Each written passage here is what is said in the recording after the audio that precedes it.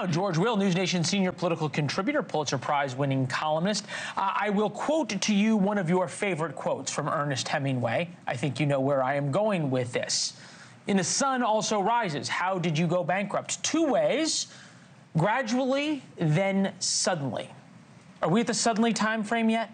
Not yet, and that's the trouble, is that the storm clouds are still way on the horizon, no larger than a man's hand, but they're coming. This is the most predictable crisis in American history.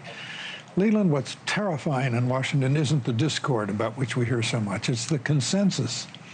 It stretches from Elizabeth Warren on the left to Ted Cruz on the right, and it is this.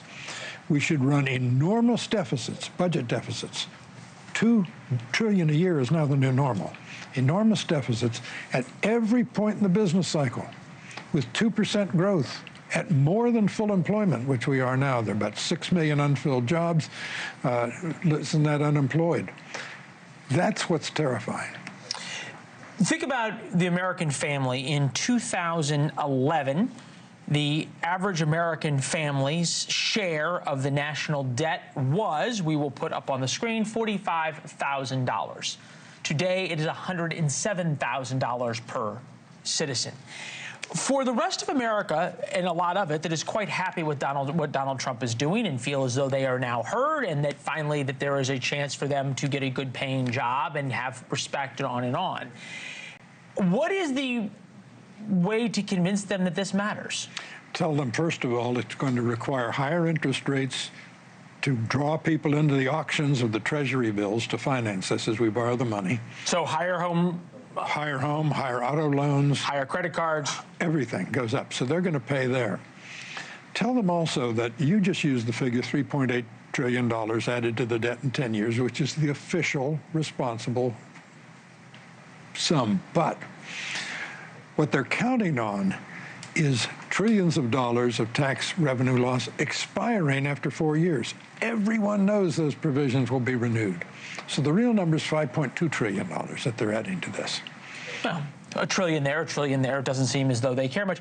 To me, this is such a lost opportunity. Donald Trump came with a mandate, a once-in-a-generation type of Republican takeover, and could have reformed entitlements, something that you've been talking about, raising the retirement age on Social Security, putting some restrictions on Medicare, work requirements on Medicaid. You've been talking about this going all the way back to, well, the 1990s, but here's a clip from 2011. You have to ask yourself this. Given that in the year 2020, 9 years from now, and this is the plan, this is not worst case analysis, this is the plan based on rosy assumptions, we will be paying more on interest, more that is on debt service. We will be borrowing money to pay the interest on the funds we borrowed before. We will be paying more on debt service than we will on defense. We keep paying more and more on debt service. If this was a normal American family, eventually you would declare bankruptcy, which is something that America cannot do. But the normal American family doesn't have a printing press. And the normal American family isn't like the United States government, which has the world's reserve currency and therefore a lot of latitude in passing on this debt. Democrats praise and practice modern monetary theory, which is, given our reserve currency, we can do pretty much whatever we want. Republicans criticize and practice modern monetary theory.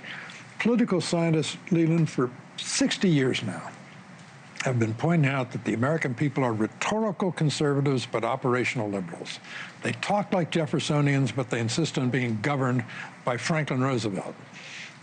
This cognitive dissonance would be paralyzing if people thought. Fortunately, they don't think about it.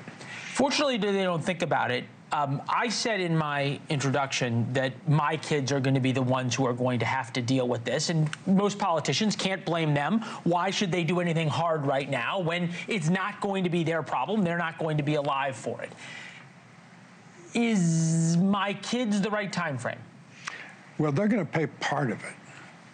But with also this enormous debt is a huge incentive for inflation. Pile up the inflation in $2025, pay it off in $2035 that are worth much less. So inflation is coming as a result of this. Want a solution to this? Warren Buffett has it. Simple constitutional amendment. Thank you for watching. Subscribe below and download our NewsNation app right now on your phone, and you will get fact-based, unbiased news for all Americans.